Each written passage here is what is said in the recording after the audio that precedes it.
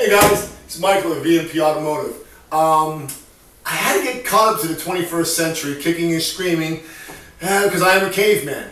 My friend PJ, who does the videos for us, he also is very web savvy.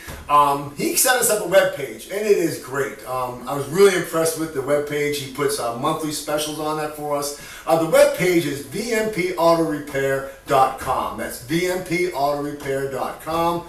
It's an easy website to find. Hope you all check it out. We have monthly specials. And anyway, PJ would really get his feelings hurt if he didn't check it out.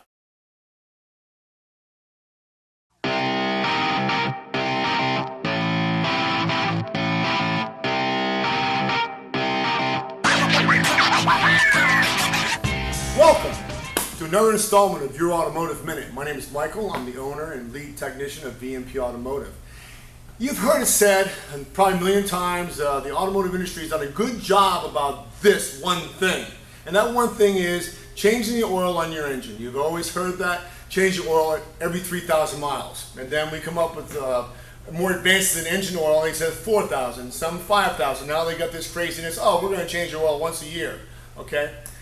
Let's find out what happens to an engine when you don't change your oil, when you don't regularly service this engine. The oil is the lifeblood of the engine. It's like the blood in your body. And the heart is the oil pump. So the oil pump is what's in charge of circulating this oil throughout the vital components of your engine, i.e., like your heart, the vital components of your body. If you make life hard on your poor oil pump, it's going to starve vital components inside of your engine of nutritious oil, which it needs to live. You take away the oil, the component's going to die. As I'm standing here in front of an engine that's been disassembled, is on a 1997 Ford F-150 pickup truck.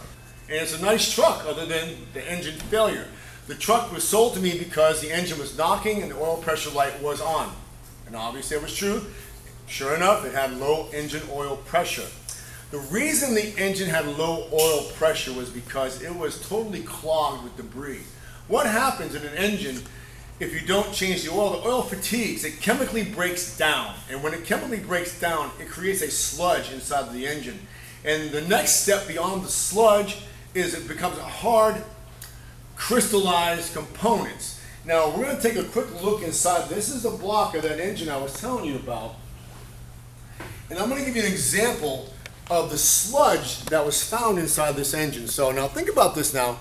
We're going to try to push oil through this sludge. This is the stuff that was accumulated throughout this entire engine, through the oil pan, all the way to the top of the valley. This is called the valley where your lifters and stuff sit. Okay? Now, our poor oil pump is hooked to this thing right here. It's called an oil pickup tube. And if PJ is going to bring in the camera, he's going to show you that same amount of sludge that was sawn right in the valley is contaminated and is all crammed right inside this screen. So what's happening here? Our oil pump is trying to suck oil through this clogged screen. Well, it's just like if I was to take and clamp off certain arteries in your body. Your heart's going to work really hard to push blood through that artery that's basically clogged. And what's going to happen? Whatever that artery's hooked to is not going to get blood supply. Well, here's what happened. Our poor friend, the oil pump, couldn't get the oil enough through here because this screen sits in the bottom of this oil pan. And all that sludge built up in the bottom of this oil pan. So the poor oil pump is trying to push oil through this engine as best as it possibly can, right? And it didn't make it.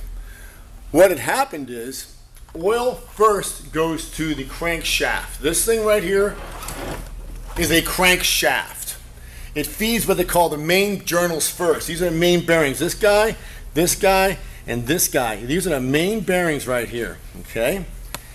These are connecting rod bearings here, here, and here. These guys right here, okay? The mains get first. Notice how the mains, which are here, are in perfect condition. No damage at all, because why? They get oil first. So if this oil is getting a drop of oil, they're getting it first, okay?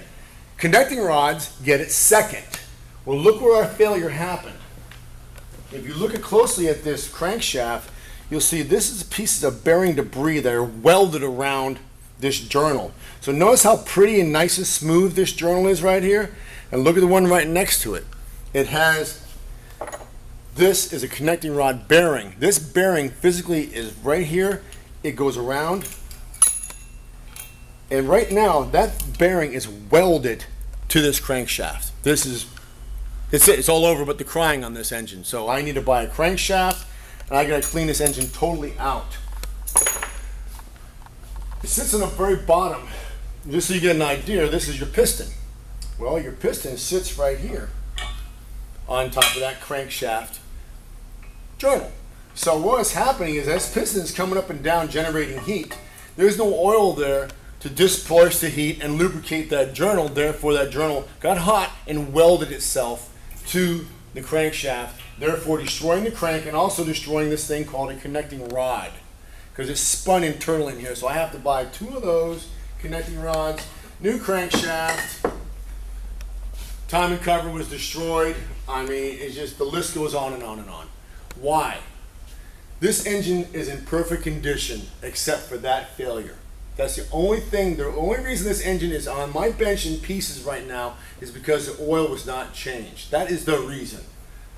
Notice rings, everything else on this engine is perfect. The valves were perfect inside the cylinder head here. Everything was great. That's the only reason I got this engine apart.